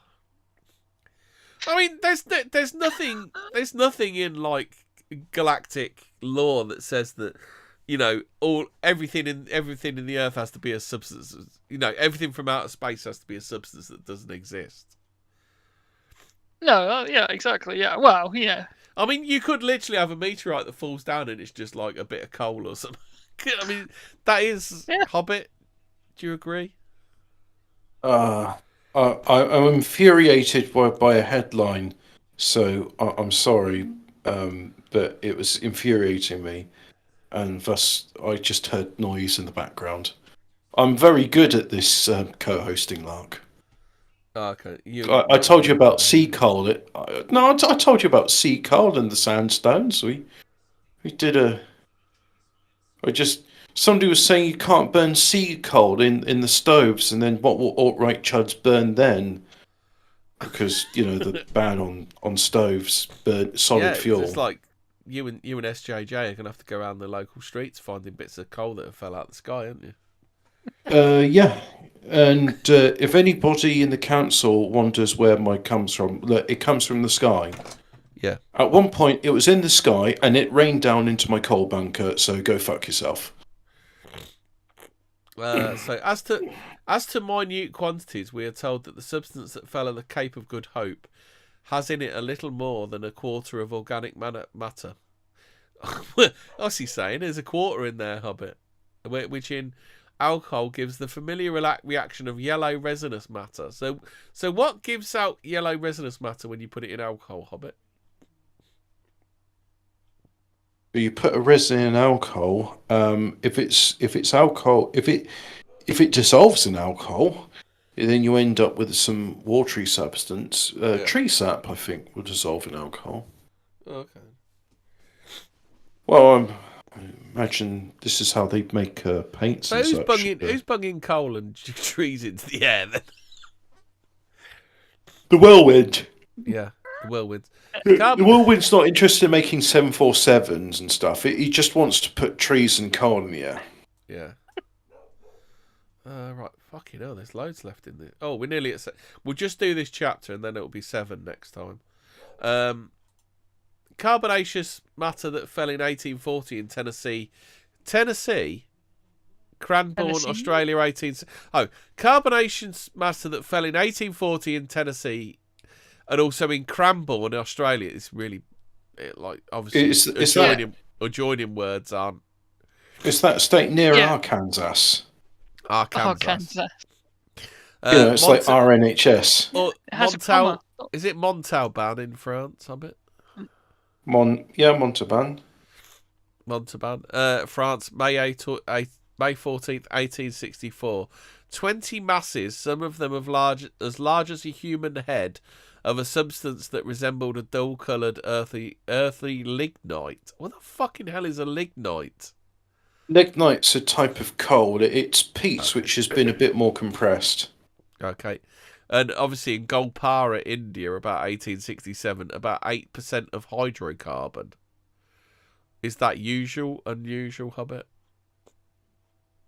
Oh. What? Sorry. I'm thinking about rum and raisin ice cream. Ornans, France, July 11th, 1868. Substance with an organic combustible ingredient. Hessel sweet. That's really badly written, that is. It doesn't really tell you what fell where. It does. It does, but it says all of this stuff is related to the carbonous matter. Yeah. And some of it burned with a, So from knowledge, organic ingredient. 4-134, that according to Monsieur Debris, the substance that had fallen in the Argentine Republic resembled certain kinds of lignite and boghead coal. What's boghead coal, Hobbit? It's like, so when King Cobra JFS has this black substance in his chair, that's known as bognite. It's a flammable substance which is very sulfurous when burned. Oh, okay. That's what's up. So you think boghead coal's the same then? Oh yeah. Well, yeah, the chemical name for it is bognite. In Comte's Comtes Rendus, excellent French there, Hobbit, isn't it? 961764. I thought you were a native. It is said that this mass fell June 30th, 1880, in the province Entre Rios, Argentina, that is like brown coal, that it resembles the other carbonaceous masses that have fallen from the sky. Something that fell at Grazac, France, when burned, it gave out a bituminous odour. The old bituminous smells back. Carbonaceous substance that fell at Rajpunta, India, January the 22nd, 1911. Very friable. 50% is soluble in water. The Indians love throwing it in water, don't they? Yeah. Like, we're like, get the flamethrower, and they're like, let's chuck it in the water. Nah. Let's chuck it in the Ganges. What's going to happen? You know what? That's what they like do with the Ganges. It's just like, let's add some more pollution to this river. Yeah, can we say throw some more corpses in there? It's all right. It's all right. The Hindu cannibals downstream will eat it. We'll just chuck in some radioactive. Did you ever read about that sect, Hobbit? There's the Hindu sect that eat bodies that they find in the Ganges. Oh no! Yeah. It's like, look, there's a bloated corpse covered in shit. Let's just pull that out and eat it. It's really good. I mean, it's already got curry spices in the corpse. You don't even need to season it. Fermented, yeah, fucking hell. Right. Oh no, that is where you'll get your chicken tikka masala. A combustible carbonaceous substance that fell with sand at Naples, March 14th, 1818. June 9th, 1889, a very friable substance of a deep greenish black fell at Mighai, Russia. It contained 5% organic matter, which, when powdered and digested in alcohol, do they mean actually digested in alcohol? Just like, instead of buffalo grass at the bottom, it had fucking something fell out of the sky in there. Yielded after evaporation bright yellow resin. In this mass was 2% of an unknown mineral. Cinders and ashes and slag and coke and charcoal and coal, and the things that sometimes deep sea fishes are bumped by. He loves this fucking bumping shit, doesn't he? Reluctances and disguises or covered retreats of such words as like and resemble, or that conditions of intermediateness forbid abrupt transitions, but that the spirit animating all intermediateness is to achieve abrupt transitions, because if anything could finally break away from its origin and environment, that would be a real thing, something not merging away indistinguishably with the surroundings. So all attempt to be original, all attempt to invent something that is mere extension or modification of the preceding is positivism. Or that one could conceive of a device to catch flies, positively different from or unrelated to all other devices, or he'd shoot to heaven, or the positive absolute, leaving behind such an incandescent train that in one age would be said that he'd gone aloft in a fiery chariot, and in another age they'd been struck by lightning. He's kind of right though, isn't he? Yeah. It's like if you deviate too far from orthodoxy, you get fucking pilloried, ignored, or just generally destroyed, don't you? Yes, indeed. Yep. I'm collecting. Hobbit. Hmm? Were you going to say something? I was yawning. Oh right, okay then. I'm collecting. What do you think he's right? You go too far away from what you're supposed to say, and you get done, don't you? Yeah, well, that's like the old adage: the sea coal that sticks up gets raked. Yep. The nail that sticks up gets knocked down. I'm collecting notes upon persons supposed to have been struck by lightning. I think that a high approximation to positivism has often been achieved. Instantaneous translation. Residue of negative is left behind, looking much like effects of a stroke of lightning. Someday I shall tell the story of the Marie Celeste properly. As the Scientific American supplement would say, mysterious disappearance of a sea captain, his family, and the crew. Fucking hell, he's just throwing shade all over the place, isn't he? Oh, jeez. I just think there's too much. Do we want to do? Do we want to break from this and do Christ. Yeah. There's too much to the end of this. My head's spinning, so yeah, I'm ready to shut it down. Do you want to do some unexplained histories quick then? All right. So here's an unexplained history. Yeah. How can Lidl, not a sponsor, do a bottle? But you're welcome to reach out to us. Yeah. Of cider in its premium quality, so you get in the plastic thing, so you're not going to end up breaking it. Yeah. And it's only £2 for 2 litres, and it's that good. How does that work? Now there's a mystery. How about this one then? There's an unexplained history. An artist trains a monkey to give him a permanent tattoo with a needle gun. What could go wrong? What could go wrong? Nothing. Artist and fucking influencer. What does that even mean? Oh, no. Funky Matas is his name. However, decided to throw caution to the wind and allow a literal monkey to take possession of a tattoo gun and ink a design on his knee. Surely he'd need an infinite amount of monkeys to get the right tattoo, wouldn't he? No, it's only what the monkey wants to do. An infinite number of whirlwinds will make a 747 with a Rolex inside it. He had to fly to Mexico to find both a suitable animal and a tattoo shop crazy enough to let him do it. After training the monkey for 2 hours and providing it with a sufficient amount of treats, the oblivious primate took the needle gun and got to work. The resulting tattoo was less of a design and more of a mess of scribbles and lines. Exactly like we fucking thought it was going to be. I just how monkeys like to smash rocks against things? I just can imagine with his monkey strength, smashing the needle gun into his chest over and over again.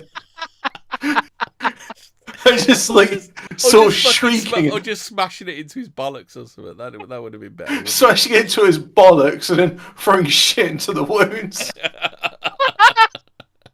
And then masturbating over his corpse. Oh. And then just sort of jumping up and down and eating a banana, because that's what monkeys like to do, right?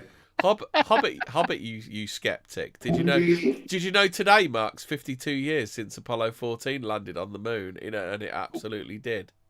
Well, citation, where's your source? Do you have a single fact to back up this claim? Yes. Alan Shepard even played golf on the moon, Hobbit. You fucking doubting Thomas, you. Well, it must be true because they set up Tranquility Lodge on it. It's like, okay, so what's the first act we're going to do now we've landed on another planet? I know, set up a Masonic Lodge. Right. Do you want to collect some rock samples? Oh, yeah, I suppose we ought to do that too. But first of all, Tranquility Lodge, there it is. How about this then, Hobbit? It took him 3 swings to send the first ball around 24 yards. Surely moon gravity, it'd be... less. More. It's like no, quarter more, of the Earth, It's right? less gravity. You'd be able to get further, wouldn't you? We know this is definitely true, and there's no air resistance as well, because Stanley Kubrick timed how long it took for the golf ball to come to rest. Yeah. Exactly how far this second ball had gone, however, would go on to remain a mystery for 50 years. It wasn't until imaging specialist Andy Saunders digitally enhanced archival images from the mission that the final resting place of the ball and subsequently the distance it travelled was revealed. Contrary to Shepard's claim at the time, the second ball had only moved about 40 feet. Still, listen to this last line. Still not bad for someone in a restrictive 200-pound plus spacesuit swinging a makeshift club with one hand. But it will only weigh 1/6 of that on the moon, so it weighs well, if it was a third, that would be 66 pounds. So, yeah, it weighs 33 pounds. Yeah. Oh, so the guy's basically just got a heavy coat on. He's got a t-shirt on, mate. That's basically. It's what you're wearing is equivalent to... He's got a hoodie on. Wearing a 15-kilogram fireman jacket. Do they not forget they've told us that the moon has less gravity? Yeah, but £200 sounds like a lot. What do you think to this? Oh, Fraser, you were in earlier. I missed some of it, Yeah. but Nicola Bulley has made an appearance in Unexplained Mysteries. This is fucking weird, isn't it? Oh yes, that's right. Yeah, the is there one already like to do with a disappearance? So What are they claiming? So right, the 45-year-old who hails from Inskip in Lancashire, England, dropped her children off at school on the morning of Friday, January the 27th, before heading out to take her dog for a walk. So she sent an email to her boss around 8:53 a.m. Then logged on to a Microsoft Teams call at 9:01 a.m., which ended at 9:30 a.m. Concerns were quickly raised, however, when her phone was found and abandoned on a bench near the River Wyre, still connected to the call. Her dog was also found running around and unattended nearby. So was she muted during the Teams call then? Must have been if no one heard anything, right? Yeah. Yeah, real mystery, isn't it? Because I think Phil, who we were talking to, who's got major autism in this subject, said there's was it 10 minutes completely unexplained, isn't there? Yeah. So whatever happened to her happened in 10 minutes, and there's been zero sign of her, hasn't there? Yep. So, are they postulating any? They're not really. Went? They're just saying. No. They're just saying the basics, and they're not. I just can't believe we're a week on, and as yet it seems we're no further on. Said her partner, laughing Paul Ansell, who's described her disappearance as impossible to comprehend. It just seems absolutely impossible. It's like a dream. I can't get my hand around any of it. Wouldn't most people say it's a nightmare? If we're going to investigate what he's saying, wouldn't you say it was a nightmare if your missus just vanished and possibly murdered? I wouldn't say Unless it's a dream. She had something to do with it. Not laughing Paul Ansell. I don't think he could have had anything to do with it. So as things stand, investigators have found no evidence of foul play and are leaning towards the possibility she may have somehow fallen into the river and was swept away. Maybe she was swept up by a whirlwind and dropped in the river. Yeah. Fucking whirlwind got her. God damn those whirlwinds. Those damn whirlwinds. I'm sure she'll be deposited in India somewhere where they'll like cook her and eat her or something. Yeah. Just give her a good cooking. What else have we got in the news? I don't think there's anything really. There's another Bigfoot captured on a trail camera. Trail cameras aren't great, are they? Because they just take pictures, don't they? Is there actually a picture of this? Let's see. It's supposed to be. Save images. Do that, and then I shall pop it up on the add image. Browse. What is this, Mr.? I should put it up. I'll put it up on the stream if you want. Fit screen. There we go. So that's what we've got. Right. Wow. Okay, that's a bit of close shot, isn't it? Fucking hell. It's quite a good one, isn't it? Hey, yeah, that's actually not bad for a fucking. That actually kind of does look like not a guy in a suit. Hobbit, what do you think to the Bigfoot picture? That's Loch Ness. I know this. We'll get our resident cryptozoologist aficionado Ian on this, and Bjarke's our expert. Oh, that's on Yowies, yeah. But he'll tell us this is a sighting of Loch Ness, and he'll do it. He'll do it in that typical enthusiastic voice he's got, which just I know Nessie when I see it. Yeah, that actually does look like. Is it I'm guessing it's a female, right? It must be a female because that slender. It could be. Could be an. It doesn't look very muscular, does it? For adolescent male, it could be. So why is it only this small fucking up close thing? Like, surely there's video, right? Well, No? See it moving? no, because it's a trail camera, and trail cameras are battery operated, and is it movement? And they take pictures based on movement. For how long though? I mean, surely there's not just one picture, right? I don't know. Wouldn't it be like a slideshow thing? I mean, that's like, this is better than your average fucking blurry fucking pixelated mess. Yeah, to be honest, it's too damn fucking close. Are we gonna get a new era of fucking Bigfoot sightings where it's like all you see is Bigfoot's nipples or something? Is that it? Just all we're gonna get now is fucking up close. They can't. Can't do decent fakes at range, so we're just gonna get fucking Bigfoot's nips now. Yeah. If you pay £100 for one, you get, they're quite good. They do 30 frames per second. Right. Max so resolution we got the 1080. Resolution 30 megapixels. So trigger speed. This is obviously, I don't know which one it is, so I've just picked one at random. This is trigger speed photos 0.3 seconds. And trigger speed for videos is 0.6 seconds. So I would have thought it would take more than one picture, wouldn't it? Indeed.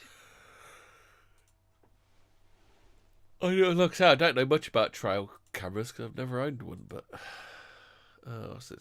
it's a cheap ass one, £34. See if there's some specs on it.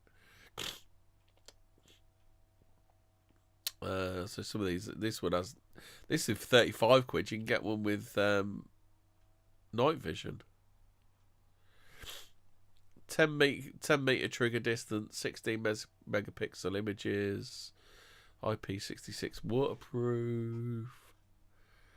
Whilst you're looking at that, I'm looking at Volvo estate cars, and they're going for silly money. Are they? 1996 Volvo 850R for £11,000. 96 is getting on for a so is that like getting on for a classic now? Do you know anything about it's how called trail a modern cameras classic. work? I know they trigger, but that's about all I know. I don't know what a trail camera is, so you know the things you like stick it to a tree and leave it for a couple of months and then go back and check it later. Oh, and it's motion sensitive. Yeah. All right. Yeah. Cool. I just don't know. I don't know how they trigger, so I don't know why there is only the one picture of the Bigfoot. Yeah. Good question. There must be a similar sort of technology to how the lights light up. You know, the PIR sensors and stuff. Yeah, unless it's kind of, unless I don't know whether they just take one picture every minute or something. Might be something like that. I'm thinking something triggers the motion sensor, and that's when it takes a snap. And yeah, does it just? I assume it just takes one snap, then, doesn't it? That'd be why you'd only have this one picture of Bigfoot, wouldn't it? It's a shame it doesn't go like, oh, there's thing, like immediately start taking snaps and then like do a whole burst of them until the motion stops, rather than just go, oh yeah, there's a bit of movement here, and it like catches the tail end of a swallow. Yeah. Alphabet Cat's recommending the Volvo 850. I do like the look of the Volvo 850. I mean, I'm looking at. I used to have a Laguna estate. They go well. Is that the Fiat Laguna or Renault Laguna? Yeah. No, it's got wood paneling. It's got a steering wheel very similar to mine, where the bits you touch have got leather. It says Volvo on it, so you know that some blonde has been sat in it at some point. Volvo from Sweden, Volvo. Egerberge. And good day to IKEA. The best stuff to put in your state. Then I go to Gothenburg and listening to the AM FM radio. So maybe ABBA. Do you think that looks hoaxy, that picture, or? It's like, mate, you've like, is it a hairy back? Is it what? I mean, like, yeah, yeah. There's not enough info, is there? I think you need more information, don't you? It's like, hey, look, we got this one picture. Oh, wow, which is blurry and out of focus. I reckon there is something with these cryptids. I mean, to be honest, it is better than half of the fucking shit. It's a good one. I mean, it's better than Wright Patterson, isn't it? Fucking, you know. I reckon the cryptos have got this, like, they're able to bend light around them so that this stuff happens. Isn't that the fucking Invisible Man shit, like TV show back in the day? Like Bigfoot was invisible. That's why no one could see it. Archaeologists discover ancient Egyptian mummy wrapped in gold. Hobbit. Oh. Wow. His name was Hekashepes. Hekashepes? Was he a Reddit user? Probably. The hacking sheepies. No, that'd be Fuckashepes if he was a Reddit user. Yeah. Who lives... Oh, look at my based doggo shepherd. Who lived circa 2300 BC. BC. Oh, don't you mean before Common Era, based on the Common Era known as Crisis Era? Yeah. Found inside a limestone sarcophagus in a burial shaft, the body and its wrappings are unusually well preserved for the period. I mean, this is getting a bit like the dinosaur skeletons, where they're always finding mummies, aren't they? It's it's a bit. What's the word I'm looking for?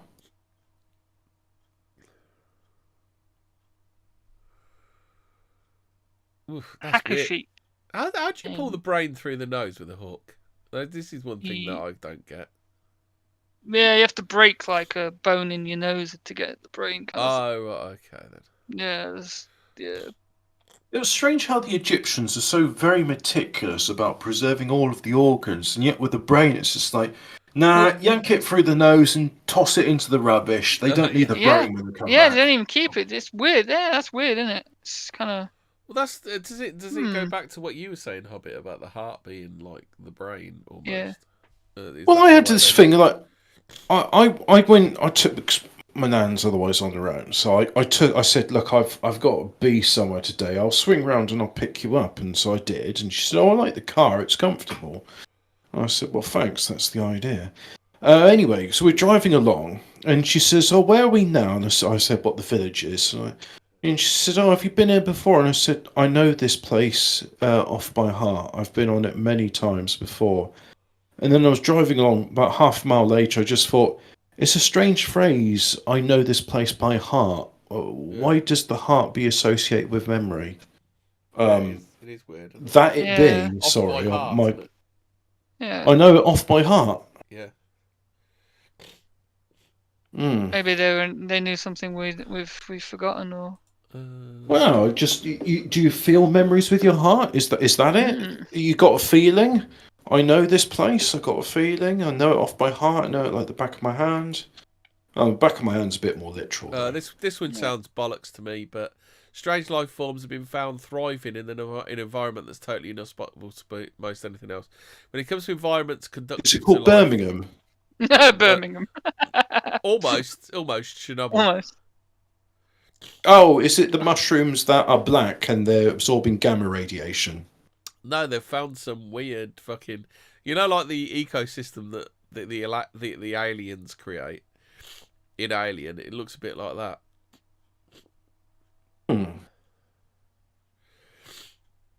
So it's a mine. The mine opened back in the 1960s, but later flooded and abandoned in the 1990s. However, its dilapidated tunnels are home to organic acidic streamers, stalactites formed from slime communities, and strange gunk that makes the walls look as though they're melting. Organisms found here include multi-celled eukaryotes,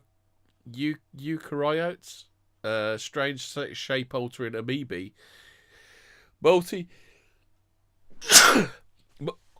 multi-appendage flagellates, and squid-like You're allergic to conspiracy theories. I think I am. That's what's happening. Heterolobusy, whatever they are. No, they've got him, Hobbit. Yeah. I am. This has got to be a subject for tier words. Allergies, and why does my nose when I'm podcasting this? Because I don't remember this when you were doing JGLE. So I reckon what it is when you're discussing that, it gets you all sniffly. Yeah. And then when I start talking, my nose gets itchy. Why? It's like, my nose has been absolutely fine all week long. And then for 2 hours a night, just like, oh, I really got to scratch my nose. Yeah. Makes no sense. Oh, Craig Wilson says he had one. It would take a maximum of 7 single images. It's triggered by a motion sensor. Yeah, I think they're kind of limited to images, and that's probably why you only had the one of the Bigfoot, not like half a dozen or something. Yeah. Either that or it was moving at such great speeds, that's why it blurry and shit. Like, Yeah. Anyway. It was doing... Anyway, we all done? Go away now. Go away now. Yeah. Stay spooky.